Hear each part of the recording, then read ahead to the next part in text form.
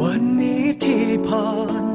หน้าห้องเรียนมอปลายเก่ามันก็คิดทั้งเรื่องของเฮาขึ้นมาทั้งเรื่องมันแสนนานผ่านกาลเวลาแต่คิดขึ้นมาเมื่อได้แล้วใจยิ้มอยู่ที่ห้อง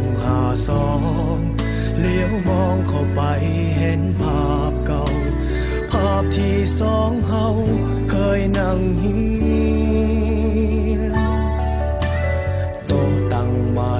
เก่าๆที่เฮาเคยใส่นั่งขีดเขียนข้างฝาห้องเฮียนเขียนว่า I love you คิดทั้งชีวิตม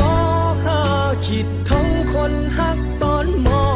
.5 คิดทั้งวันเวลาเก่าเหล่านั้นอยากกลับไปอยู่ม.5 อยากกลับไปเป็นเด็กม.5 กลับไปเรียนวิชาภาษาใจ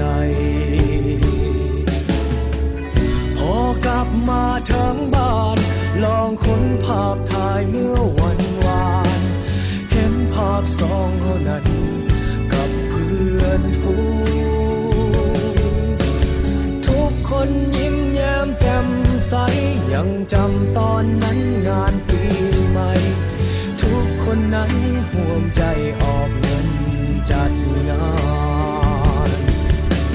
อยู่ที่ห้อง52เลี้ยวมองเข้าไปเห็นภา